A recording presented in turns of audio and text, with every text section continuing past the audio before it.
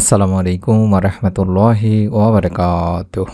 1 minute মাদ্রাসা YouTube চ্যানেলে সম্মানিত দিনী ভাই বোনেরা, আশা করি আল্লাহ তাআলার অশেষ রহমতে আপনারা ভালো আছেন, সুস্থ আছেন। আলহামদুলিল্লাহ। আজকে একটি নতুন আমলের ভিডিও নিয়ে হাজির হয়েছি, যে আমলে আল্লাহর অশেষ মেহেরবানিতে অনেকের জীবনে বদলে গিয়েছে দিনী ভাই বোনেরা। আল্লাহ তাআলার অশেষ মেহেরবানিতে শুধুমাত্র একটি আমল করেছেন, আল্লাহ তাআলা তাদের জীবনে সব কিছু দিয়েছেন। তাই অনুরোধ করছি, কার কি মনের নেক আশাগুলো আছে এই আমলটির মাধ্যমে আল্লাহ তাআলার কাছে তুলে ধরুন। রব্বুল আলামিন আপনারও মনের নেক আশা ইনশাআল্লাহ পূরণ করেই দিবেন। তাই অনুরোধ করছি ভিডিওটি মনোযোগ দিয়ে সম্পূর্ণ দেখার। নামাজ ইসলামের অন্যতম একটি স্তম্ভ। 5 ওয়াক্ত নামাজই প্রত্যেক মুসলমানের জন্য ফরজ, আর প্রত্যেক ওয়াক্ত নামাজেরই আল্লাহ তাআলা বিশেষ কিছু ফজিলত দিয়েছেন। এর মধ্যে অন্যতম হলো ফজরের সালাত বা ফজরের নামাজ। নামাজ কায়েম করো সূর্য ঢলে পড়ার পর থেকে রাতের অন্ধকার পর্যন্ত, এবং কায়েম করো ফজরের নামাজ। নিশ্চয়ই ফজরের নামাজ উপস্থিতির সময় বনী ইসরায়েলে বলা হয়েছে।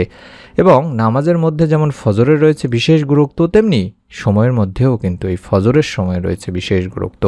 পবিত্র কোরআনে ফজর নামে একটি সূরাও রয়েছে। ওই সূরার শুরুতে মহান আল্লাহ ইরশাদ করেছেন শপথ ফজরের, অর্থাৎ আল্লাহ তাআলা শপথ করছেন ফজরের সময়ের।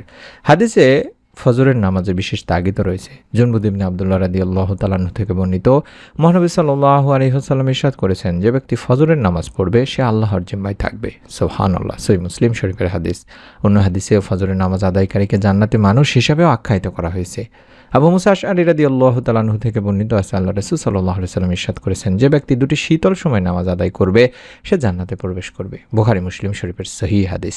এই ফজরের গুরুত্বপূর্ণ নামাজের পরে আমাদেরকে আমলটি করতে হবে দিনী ভাই বোনেরা, কারণ ফজরের সময়ের দোয়া আল্লাহ তাআলা কবুল করে থাকেন। ফজরের নামাজ পড়লে দুনিয়া আখিরাতে সেরা বস্তু অর্জিত হয় থাকে। এই ফজরের 2 রাকাত নামাজ দুনিয়া তার মধ্যে যা কিছু আছে সব কিছুর চেয়ে শ্রেষ্ঠ। তাই এই সময়ের নামাজ আমরা আদায় করার পরে আমলটি করব। তাছাড়া ফজরের নামাজ দিয়ে যদি দিনটা শুরু করা হয়, তাহলে পুরো দিনের কার্যক্রমের একটা বরকতময় বা শুভ সূচনা হয়ে থাকে। মহানবী সাল্লাল্লাহু আলাইহি ওয়াসাল্লামও বলেছেন, হে আল্লাহ, আমার উম্মতের জন্য তার সকালবেলায় বরকত দান করুন। তিরমিজি শরীফের একটি হাদিস। তাই এই ফজরের নামাজের পরে আমাদেরকে আমলটি করতে হবে দিনী ভাই বোনেরা। মনে রাখবেন, মানুষের সবচেয়ে প্রিয় বন্ধু অভিভাবক হলেন আল্লাহ তাআলা। তাকে তার ইসমে আজমে ডাকলে বা ইসমে আজমের নাম ধরে ডাকলে তিনি বান্দার ডাকে সাড়া দেন।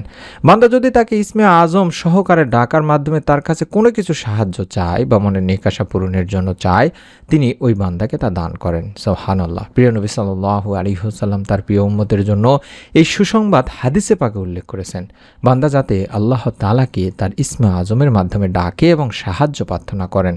হযরত বুরায়দা রাদিয়াল্লাহু তাআলা আনহু বলেন, আল্লাহ রাসূল সাল্লাল্লাহু আলাইহি ওয়াসাল্লাম এক ব্যক্তিকে অর্থাৎ আবু মুসাকে এরূপ বলতে শুনছেন, অর্থাৎ যে দোয়াটি দেখাচ্ছি এই আমলটি বা এই দোয়ার আমলটি আমাদেরকে করতে হবে, শুধুমাত্র এই একটি আমল। নিয়মটি আমি আবারও সংক্ষেপে বলে দেব, ভিডিওটি থেকে না বের হয় দেখতে থাকুন। আল্লাহুম্মা ইন্নী আসআলুকা বিআন্নাকা আনতাল্লাহ লা ইলাহা ইল্লা আনতাল আহাদুস সামাদ আল্লাযী লাম ইয়ালিদ ওয়া লাম ইউলাদ ওয়া লাম ইয়াকুল লাহু কুফুয়ান আহাদ।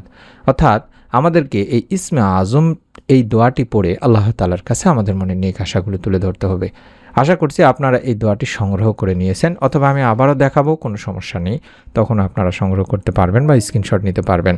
এই দোয়াটিতে আমরা এটাই বলছি যে, হে আল্লাহ, আমি তোমার কাছে প্রার্থনা করি এবং জানি যে তুমি আল্লাহ, তুমি ব্যতীত কোনো মাবুদ নেই, তুমি এক অনন্য, মোকাপেক্ষীহীন ও অন্যদের নির্ভরস্থল, যিনি জনক নন, জাত নন এবং যার কোনো সমকক্ষ নেই। তখন রাসূল পাক সাল্লাল্লাহু আলাইহি ওয়াসাল্লাম বললেন, সে আল্লাহকে তার ইসমে আজম বা সর্বাধিক বড় সম্মানিত নামের সঙ্গে ডাকলো, যা ইসমে আজম দ্বারা যখন কেউ তার নিকট কিছু প্রার্থনা করে তিনি তাকে তা দান করেন, এবং যার দ্বারা যখন কেউ তাকে ডাকে তিনি তার ডাকে সাড়া দেন। এটি তিরমিজি, আবু দাউদ, মিশকাত শরীফের একটি হাদিস। অর্থাৎ আমাদেরকে এই ইসমে আজমের নামটি ধরে রাখতে হবে দিনী ভাই বোনেরা। আমি আবারও দেখাচ্ছি, এই দোয়াটি অর্থাৎ এই ইসমে আজমটি আমাদেরকে ফজরের নামাজ আদায় করার পরে তাসবিহ তাহলিল বেশি করে পড়তে হবে, অর্থাৎ দরুদ ও ইস্তেগফার বেশি করে পড়ে নিয়ে চাইলে আপনি অন্তত 11 বার আগে দরুদ শরীফ পড়ে নিতে পারেন। যে কোনো দরুদ পড়তে পারেন, চাইলে দরুদ ইব্রাহিম পড়তে পারেন, অথবা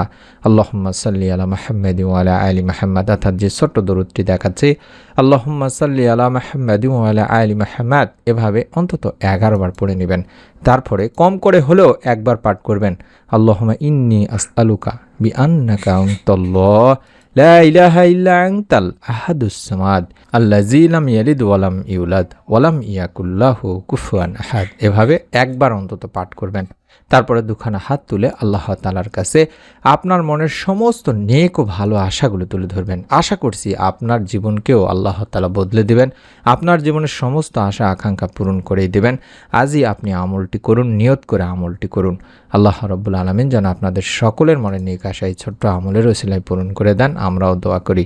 প্রত্যেকেই আমলটি করবেন এবং নিয়ত করে আমলটি করবেন। আপনার নিকট আত্মীয়স্বজনদের কাছেও ভিডিওটি শেয়ার করে দিবেন, যাতে করে এই ওসিলায়, আপনার ওসিলায় অন্য কেউ আমলটি সম্পর্কে জানতে পারেন এবং এর সওয়াব আল্লাহ তাআলা যেন আপনাকেও দান করেন। তাই অনুরোধ করছি, শেয়ার করে দিন ভিডিওটি আপনার নিকট আত্মীয়স্বজন, কাছের মানুষজনের কাছে। এরকম নতুন আমলের ভিডিওগুলো আমরা যখনই দেব তখনই যেন আপনি আপনার মোবাইলে পেয়ে যান, আজকের মতো দেখতে পান, মিস না করে ফেলেন। তার জন্য ভিডিওটির নিচে এরকম সাবস্ক্রাইব লেখা বাটনটিতে চাপ দিয়ে বেল বাটনটি অন করে রেখে দিন। ইনশাআল্লাহ আমাদের নতুন ভিডিওগুলো আপনি পেতে থাকবেন। সকলে ভালো থাকুন, সুস্থ থাকুন। মহান রব আল্লাহ তাআলা যেন আপনাদের সকলের মনে নেক আশা এই ছোট্ট আমলের ওসিলায় পূরণ করেন। আমিন। আসসালামু আলাইকুম ওয়া রাহমাতুল্লাহি ওয়া বারাকাতুহু।